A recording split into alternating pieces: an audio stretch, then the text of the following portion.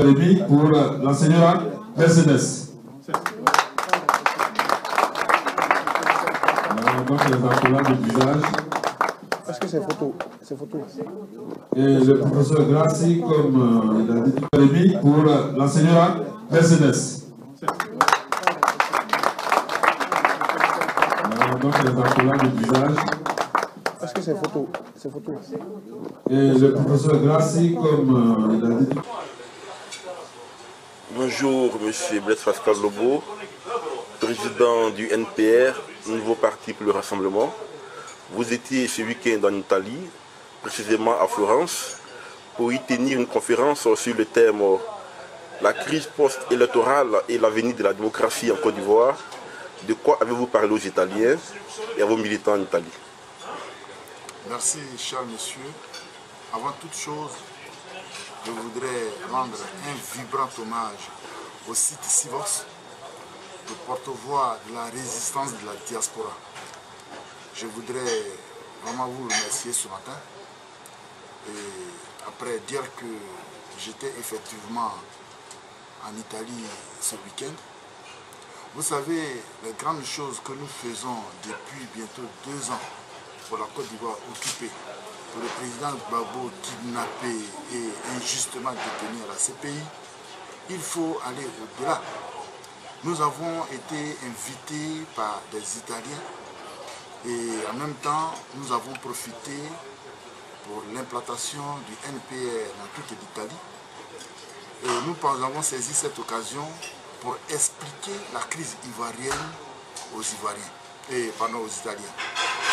Donc, à notre grande surprise, le Vatican a délégué une forte délégation à cette conférence qui est venue aussi aux nouvelles de ce qui se passe en Côte d'Ivoire.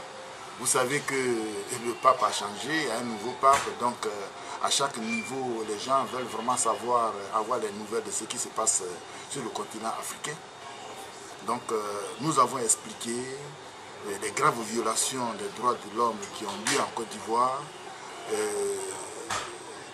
toute la crise comme elle se passe aujourd'hui, l'insécurité, les Ivoiriens qui n'ont plus de droits, tout ça nous avons expliqué cela aux Italiens et profité en même temps pour remettre un gros dossier de la crise ivoirienne aux représentants du Vatican qui sont venus nous rendre visite.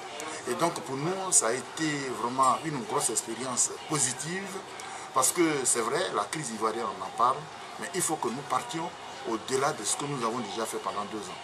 Et c'est ce que nous avons fait en Italie ce week-end et pour moi c'était fabuleux. Pensez-vous que votre message a été entendu? Oui, bien sûr, le message a été entendu vu que ce n'est pas nous qui avons sollicité la délégation du Vatican. Elle est venue comme ça de façon spontanée, elle est venue aux nouvelles parce qu'elle a vu les informations qui circulaient, les informations de la conférence qui circulaient sur tous les sites. Donc elle est venue aux nouvelles. Donc pour nous c'était positif. Quelle a été la réaction de cette délégation du Vatican après vous avoir écouté? Elle a voulu bien qu'on lui transmette les documents officiels de tout ce qui se passe en Côte d'Ivoire. C'est ce que nous avons fait. Donc nous avons déposé vidéos, archives de la crise ivoirienne, tout ce qu'il faut, tout ce qui peut être information sur cette crise, nous l'avons fait.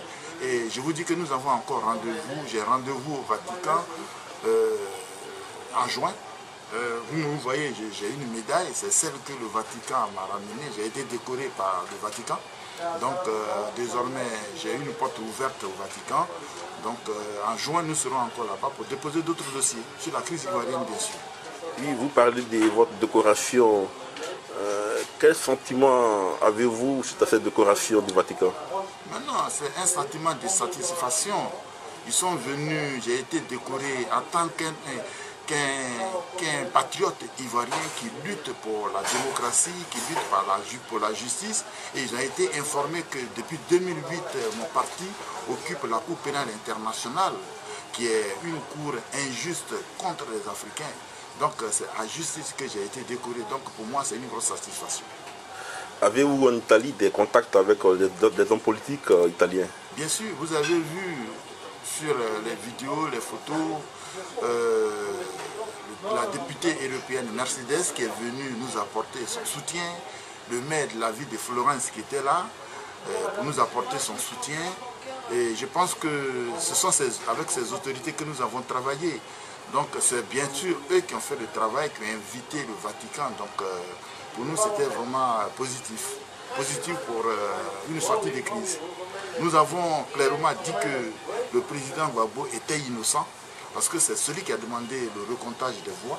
C'est celui qui a gagné effectivement les élections et investi par la Constitution de Côte d'Ivoire. Donc il était injuste qu'il soit incarcéré à la CPI et nous avons demandé sa libération.